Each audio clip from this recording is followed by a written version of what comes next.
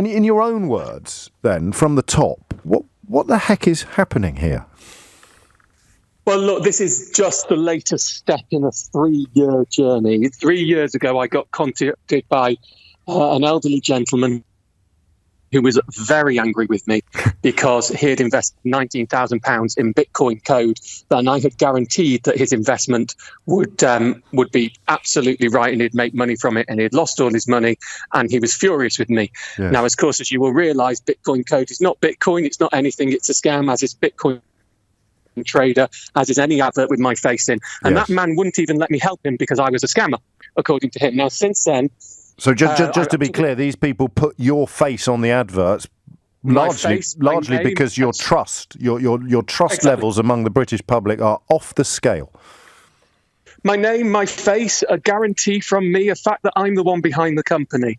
So after a year and a half of dealing with, well, we thought there were about 100. Yes. And the initial problem was primarily with Facebook. Facebook, we would report a scam after a week or two, it would get taken down, then the next day they'd launch a new one. Yes. So it was totally ineffective.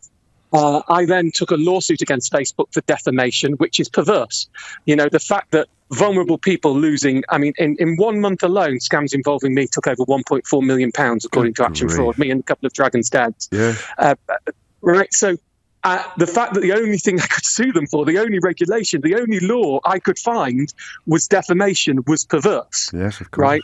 Because it should be fraud, but it's your reputational damage that was the only means of legal redress that you could identify. That I could, because interestingly, I can't even report it to Action Fraud because I haven't been defrauded, I haven't lost any money. Good grief. Yes, that makes sense, but you're right, it's a bit surreal.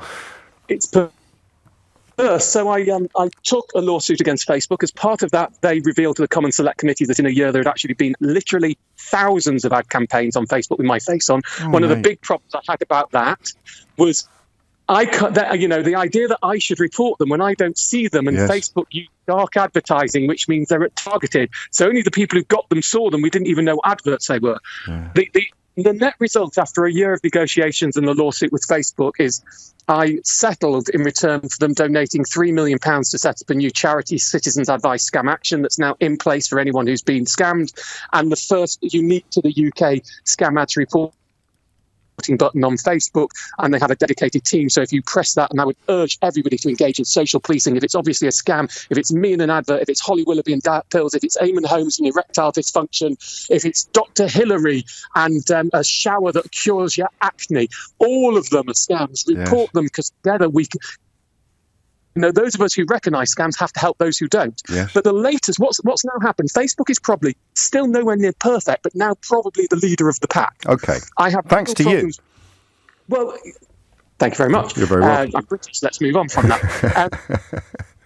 So the next stage, and I've met with many of the big companies, and I'm looking to try and bring something together. But this latest splash is Google. These adverts that have been on the Daily Mail and the Independent and the Mirror are Google-served adverts. Right. They've got even cleverer, because what they do now is to try and get through the fraud detection software. Sometimes when you click them, they'll send you to a legitimate article or quasi-legitimate article on the Express or whatever that's written about me. What they tend to do is they just take my content when I'm on This Morning or something, and they write it up and sort of looks like I wrote it, but I didn't. It's just taking a transcript from my telly. But anyway, at least it's the right thing that they're saying. You have actually said this stuff. Exactly, and they half the time you click it, it goes to that. Half the time it goes to a scam site. Right. And then this week you have the ones about me being dead, which is upsetting. I mean, I just want to pause you there, because you people probably didn't hear it. It's not a great phone line. So the latest scam has what appears to be a news story claiming that you have passed away. Correct. Now, clearly I wasn't that upset because I was pretty sure it wasn't true. It's a bit of a Mark Twain moment there. Yeah, and my wife, however, saw it and also knew it wasn't true, but came in and was quite upset at the pictures. And I had to get in touch with a lot of my family and distant family before they saw it. And my dad was very upset by the whole thing. We've had substantial grief in our family. I know. And it really could do without a picture of me and an RIP of me on the homepage of Mail Online and on the Mirror. And what's more dangerous about these is often the Mirror, especially. This ad was on the Mirror by Google, but it was on the Mirror, and the Mirror in the past, when you click through these, they take you to a fake either Daily Mirror or BBC site. Yes. Nothing to do with the Mirror. We need to clarify. It's not the Mirror's fault. It's all fake. So the fact that the ad was on the Mirror and then you could click through and go to another Mirror page was even more blurring the lines, blurring the distinction. Now, what we need here is a number of things. First of all, James, I know you're a campaigner too. The lacuna of regulation in this country. Advertising Standards Authority was set up to police, fake, soap powder not washing as white as it pretends to. Yes. It wasn't set up to police criminal scammers outside the UK based on a worldwide global advertising. Action fraud is hideously under-resourced. It does very little. You should still report it, but it does very little. There is absolutely no regulation of these platforms. Now, I have a strong belief. I accept that if you post on social media, that's a post and it's a platform, and you take down and report is perfectly legitimate. But when they are being paid to publish, they are a publisher. And I say to the newspapers who came back and said, look, we're really sorry, this is awful, but it's Google. You choose to put Google on your site.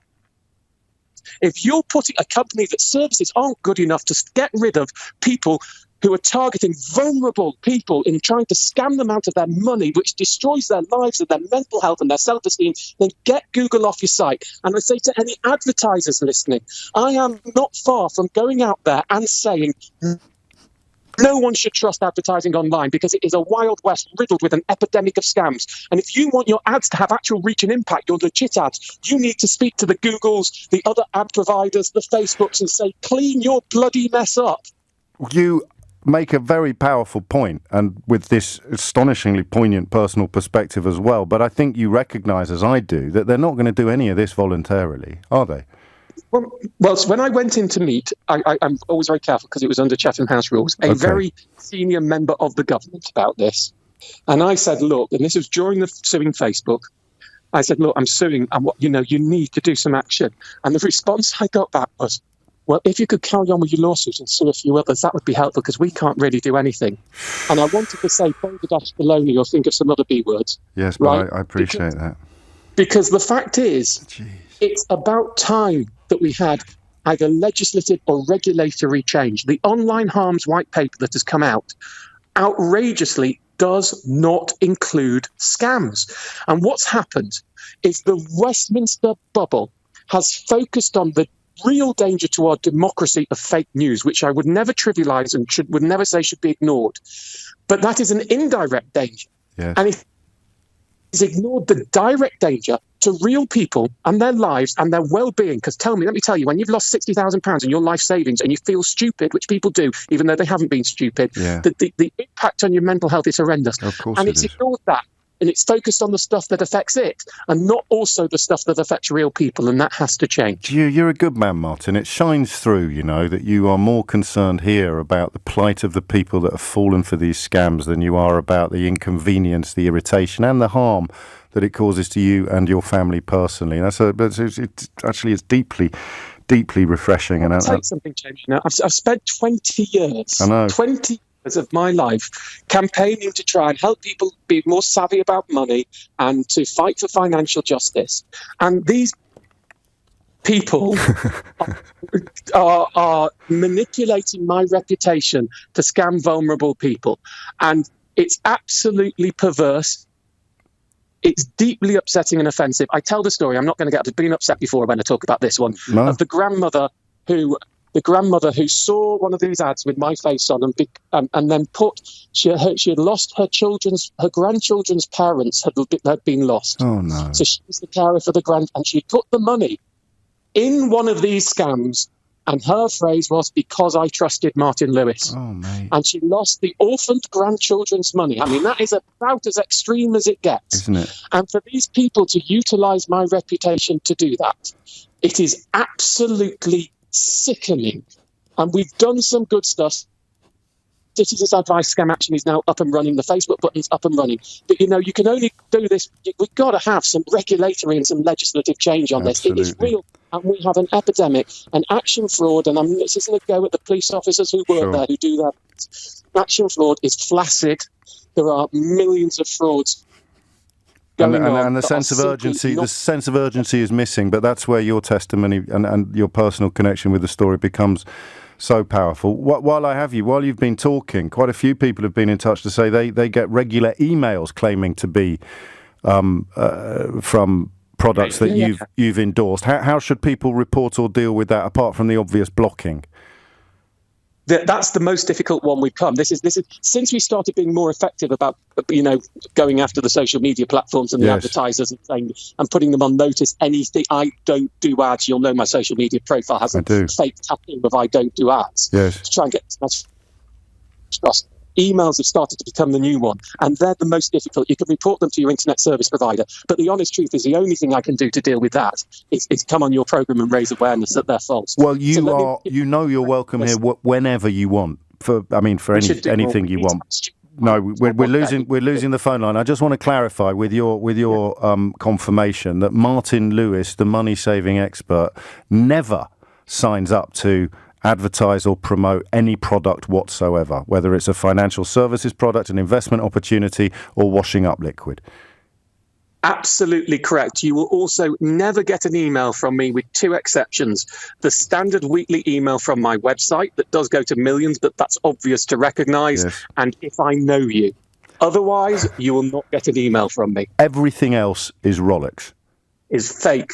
Right. Fake, scam, dangerous, don't touch, don't sniff, don't smell, don't go near. Take it easy, Martin Lewis. You are, as I say, a force for good.